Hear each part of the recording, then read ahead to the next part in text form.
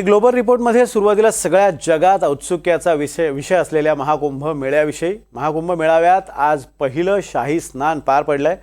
मकर संक्रांतीच्या मुहूर्तावर होणाऱ्या या स्नानाला विशेष महत्त्व आहे। साधू संतांचे आखाडे क्रमाक्रमाने त्रिवेणी संगमावर स्नान करतात। नेमकं काय आहे या शाही स्नानाचं महत्त्व आणि कुंभमेळ्यातल्या या आखाड्यांचा इतिहास नेमका काय आपण जाणून घेऊयात।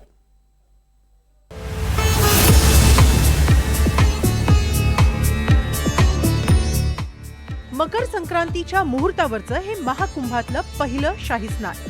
सूर्याच्या संक्रमणाच्या साक्षीनं होणाऱ्या या स्नानाला विशेष महत्त्व आहे। महाकुंभामध्ये पहाटे 3 वाजल्यापासूनच स्नानाला सुरुवात होते। साधू संत महंतांचं स्नान झालं की सामान्य भाविक त्रिवेणी संगमावर स्नान करतात। महाकुंभात स्नान करण्याचे काही नियम आहेत। महाकुंभादरम्यान नागा साधू सगळ्यात आधी स्नान करतात। महाकुंभात स्नान करायचं असेल तर 5 वेळा स्नान करावं। 5 स्नानांनंतरच कुंभातलं स्नान पूर्ण होतं असं पुराणांमध्ये सांगण्यात आलंय। महाकुंभात स्नान केल्यानंतर दोन्ही हातांनी सूर्यदेवाला जल अर्पण केलं जातं। कुंभमध्ये स्नान केल्यानंतर मंदिरात दर्शन घेतलं की महाकुंभामधील धार्मिक यात्रा परिपूर्ण होते अशी मान्यता आहे। मकर संक्रांतीनंतर 29 जानेवारीला मौनी अमावस्येच्या दिवशी, 3 फेब्रुवारीला वसंत पंचमीच्या दिवशी, 12 फेब्रुवारीला माघी पौर्णिमेनिमित्त आणि 26 फेब्रुवारीला महाशिवरात्रीच्या दिवशी शाही स्नान केलं जाणार आहे। महाकुंभात शाही स्नानासाठी आणि महाकुंभ अनुभवण्यासाठी देश परदेशातले संत दाखल झाले। इतनी ठंड है, उसके बावजूद इतनी भीड़, इतनी संख्या, इतनी भक्ति, इतनी श्रद्धा, तो मेरे लिए तो बहुत ही अद्भुत अनुभव रहा। मुझे बड़ा अच्छा लगा। देखिए, ऐसे तो कथा का महत्व ही है। हम सभी जानते हैं कि 4 स्थानों पर अमृत की बूंदें गिरी थी, तभी से महाकुंभ लगता है। हरिद्वार, नासिक, उज्जैन और प्रयागराज। महाकुंभ मेळ्यामध्ये देश परदेशातले आखाडे सहभागी होतात। या आखाड्यांना विशेष महत्त्व आहे। आखाडा म्हणजे साधू संतांचा धार्मिक गट। जुना आखाडा हा कुंभमेळ्यातल्या सर्वात मोठ्या आखाड्यांपैकी एक मानला जातो। आदि शंकराचार्यांनी वाराणसीमध्ये या आखाड्याची स्थापना केली होती।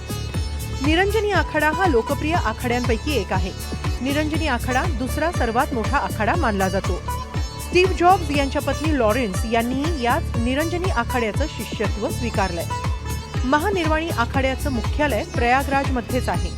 महानिर्वाणी आखाडा कपिल मुनी महाराजांची पूजा करतो। विशेष म्हणजे या आखाड्यात नियुक्ती करण्यासाठी निवडणूक घेतली जाते। वाराणसीमध्ये स्थापन झालेला अटल आखाडाही जुन्या आखाड्यांपैकी एक आहे। अटल आखाड्यात गणेशाची पूजा केली जाते। या प्रमुख आखाड्यांसह आव्हान आखाडा, गुजरातमधला पंचअग्नी आखाडा, नाशिकमधला आनंद आखाडा, हरिद्वारमधला निर्मोही आणि बडा उदासीन आखाडा, पंजाबचा निर्मल आखाडा, दिगंबर आणि किन्नर असे अनेक आखाडे या कुंभमेळ्यात सहभागी होतात। मैं बहुत प्रसन्न हूँ क्योंकि पहला शाही स्नान पहला मेरा ही हुआ जी। सभी आचार्यों में सबसे पहला शाही स्नान मेरा हुआ। इस सरकार की व्यवस्था से भी मैं बहुत प्रसन्न हूँ। इतनी बड़ी भीड़ को सरकार ने नियंत्रित किया। बहुत साधुवाद की पात्र सरकार।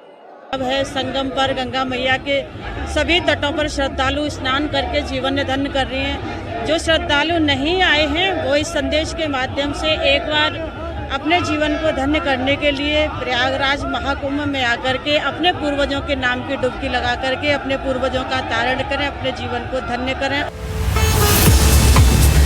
महाकुंभाची कथा समुद्र मंथनाशी जोडलेली आहे। समुद्र मंथनावेळी अमृताचा कलश वर आला, त्यावेळी देवदानवांचा अमृत मिळवण्यासाठी संघर्ष झाला।